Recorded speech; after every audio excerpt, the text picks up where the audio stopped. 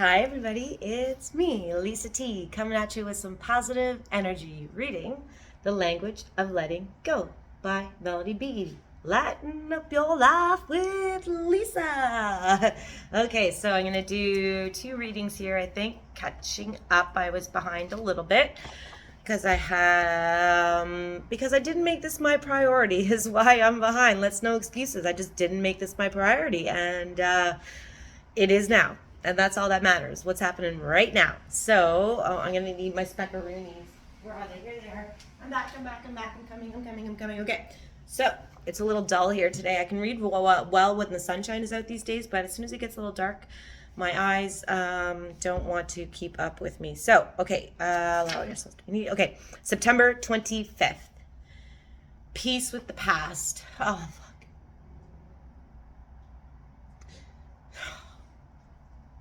I'm getting emotional there because I've been reflecting on that definitely the last like 2 weeks now, I guess, or a week and a half. The past really came. I did this retreat thing, and in the past, these little bits of the past inside of me, the past me was really eating away at me. The past things that I had done, the past things I had said, the past things the ways I had behaved in the past, the things I participated in, and it was so subtle. It was such a subtle little nuance inside of me that I didn't realize it was even really there, driving me, like driving the boat, driving the bus, until I was at this retreat. And it's like my psyche and my subconscious knew this was a safe place to finally like let that come up. So the past, making peace with the past. So over the last bunch of days, I have, in moments been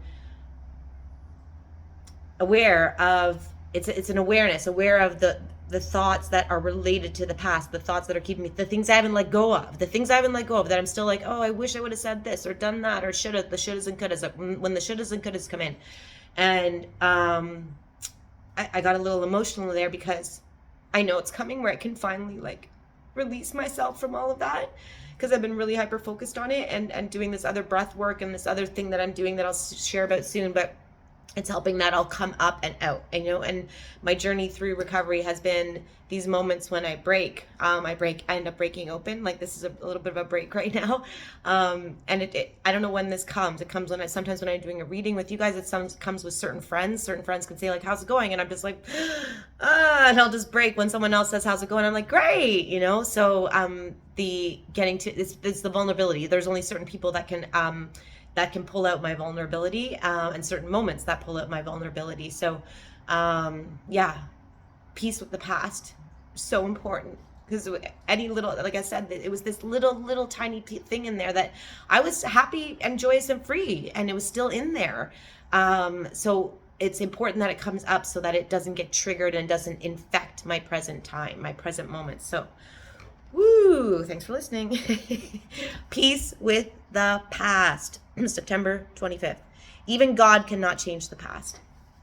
Even God cannot change the past. And we don't want to change the past because God is in everything or God is in nothing. God was in those moments too. They were part of, if I didn't have those moments, I wouldn't have something to like learn from. I came to this human experience as a soul. My soul being came to this human experience, I think, to learn true self-love, no matter what happens, no matter if my mom dies, no matter if they beat me, no matter if they reject me, no matter if they abandon me, no matter what, to learn to love myself no matter what. I think that's part of my soul's checklist that it wanted to complete on this human journey. So those past moments are there to help me wake up.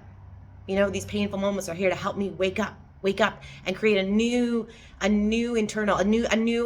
pathway, a new neural pathway in my brain. When something externally happens, it doesn't affect my ability to spread love, from full love, to spread love from the inside out, and know that I am love, and God is love. So yeah, even God cannot change the past.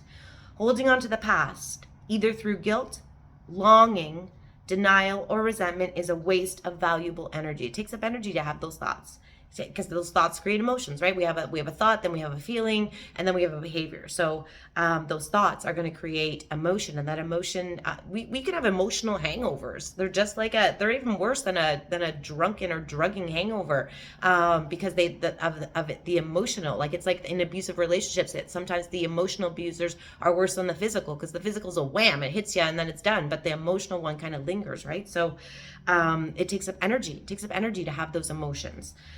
So longing, denial, resentment is a waste of valuable energy that can be used to transform today and then tomorrow. I used to live in my past, said one recovering woman. I was either trying to change it or I was letting it control me, usually both. A lot of my rumination in the past, I became hyper aware of this like about 4 years ago.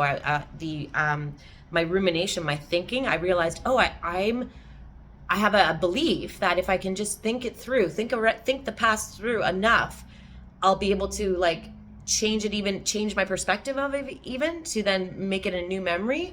It's like I had this delusion that I could actually maybe change the past if I just thought it out a different way. So it was a way for me to trying to control. And people will try and start to control things they can't control when they feel out of control. And so yeah, we'll find a way. We'll find something that, I'm not in control at work. Something crazy is happening at work. So a wife or a husband will come home and try to control the wife. Something, like we'll put it onto something else. They call it, it's misdirected anger, misdirected control. It's not going into the right place. So because we have this, we want to control things. It's part of the human experience, and part of the spiritual experience is letting that go. So, I was either trying to change the past, or I was letting it control me, usually both.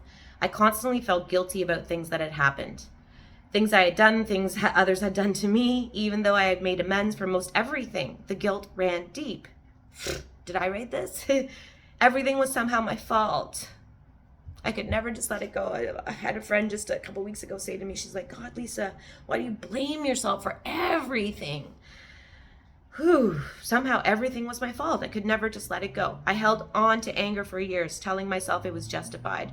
I held on to guilt and shame, telling myself it was justified. I was in denial about a lot of things. Sometimes I tried to absolutely forget about my past, but I never, that's what I'm talking about, that little nuance. I was like, I'll just totally forget about it. I thought I could absolutely forget about it. Sometimes I try to absolutely forget about my past, but I never really stopped and sorted through it. We got to move through it. You got to feel it so you can deal with it. That's why I'm not scared of these tears. I know I have to feel it so I can deal with it and then heal it. I never really stopped to sort through it. My past was like a dark cloud that followed me around, and I couldn't shake clear of it. I guess I was scared to let it go. Afraid of today, afraid of tomorrow. I've been recovering now for years, and it has taken me almost as many years to gain the I've been recovering for many years now, and it has taken me almost as many years to gain the proper perspective on my past. I'm learning I can't forget about it. I need to heal from it. I need to feel and let go of feel and let go of any feelings I still have, especially anger, for me especially guilt and shame. I need to stop blaming myself for painful events that took place and trust that everything has happened on schedule and is truly all okay. I've learned to stop regretting and to start being grateful. I've been practicing gratitude so much in the last couple of days too. Like just as soon as my mind wants to go to something and beat on me about it, it's like, nope, I'm going to think 10 things I'm grateful for. And it's really helpful. And to start being grateful. When I think about the past, I thank God for the healing and the memory. Be thankful. I got to be grateful for that past too. If something occurs that needs an amend, I make it and I'm done with it. I've learned to look at my past with compassion for myself, trusting that my higher power was in control even then, like I shared. I've healed from some of the worst things that have happened to me. Definitely, I've healed from this little nuance thing that's like happening right now. Gosh, I've healed from crazy traumas, like healed, totally. I know that I've resolved it internally. I've felt it, I've dealt with it, I've healed it, or higher powers have helped me heal it. Life has helped me heal it. I don't want to take the sign for that. But then there's this little thing. It's these little things, So I've healed from some of the worst things that have happened to me. I've made peace with myself about these issues, and I've learned that healing from some of these issues has enabled me to help others heal too. Oh my God, I wrote this entry. I'm able to see how the worst things help form my character and develop some of my finer points. Absolutely. I've even developed gratitude for my failed relationships because they have brought me to who and where I am today. I was reflecting on that last night, I think it was, or this morning at some point in the last 48 hours, 72 hours, that there was like, I was always feeling mad at myself or wasting time in past relationships. But just recently I was able to get grateful for those. So maybe that's part of my journey right now. I got grateful for those so I can get grateful for these other things too that are still tripping me up. Get grateful for them. Get grateful for them. Ha! This is awesome. I'm able to see how the worst things have helped my characters. Yeah, I've even developed gratitude for my failed relationships because they have brought me to who and where I am today. What I've learned has been acceptance without guilt, anger, blame, or shame. Acceptance. I've even had to learn to accept the years I spent feeling guilty, angry, shameful, and blaming. Accept those years that I felt those things. We cannot control the past, but we can transform it. We can transform it by allowing ourselves to heal from it and accepting it with love for ourselves and others. I know, because that woman is me. Here's your prayer for today. Today, I will begin being grateful for my past. I cannot change what happened, but I can transform the past by owning my power now to accept, heal, and learn from it. Oh my gosh. Thank you for watching, everybody. I love you all. Please hit subscribe. Give me a thumbs up. Let me know you're on the journey with me. Let me know that's one little tidbit I say maybe helps you through your day. Loving yourself. I love you. Namaste.